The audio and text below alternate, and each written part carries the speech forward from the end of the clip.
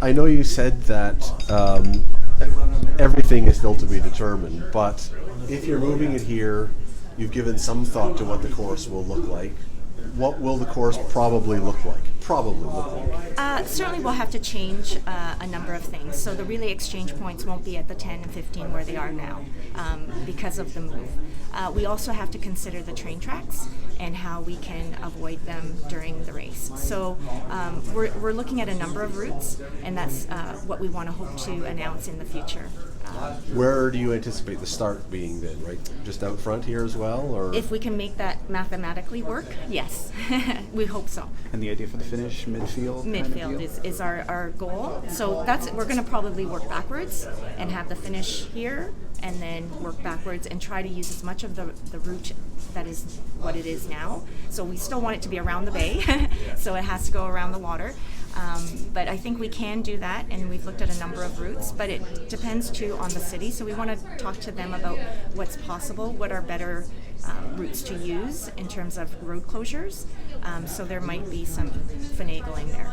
how many maps have you drawn up already? Well, there's a few variations, but again, these are things that I think are workable once we know that we have this space to finish in. And so I think everything can work as long as we have that starting point, which is actually our finishing line. Right? Now back to this year, how confident are you that the work on the lift bridge is going to be complete on time? Because I feel like that's a bit of a tight timeline as well. Yeah, it's always something. Last year it was Valley Inn Road, and we were very fortunate that construction was on time. I have good intel that they will finish on time and that we will have no impact to the race. So they're scheduled to be completed by March 20th.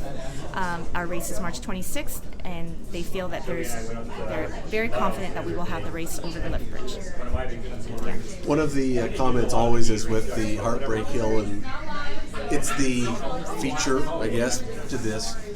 It's always been near the finish, so when you get up to there, now you can say, okay, I'm almost home. Is it going to make it harder that now you have all this way to go still after you finish, or is it going to be easier because you're fresher when you get there, when you're finishing here? Again, that's to be determined. We don't want to, I guess, alter the race that much, but it will be, instead of 4K left, it could be a little bit longer, you're right. How much would it be longer, do you know? Would that work out to? It could be maybe 6. Does finishing here change anything as far as number of people you can handle, or is it exactly the same? No, I think we're going to be pretty close. In terms of spectators, you might have to be outside a little bit than inside, whereas at First Ontario Centre you could just stay there the entire length of your participants' journey. But I think this also is a great venue and a premier venue.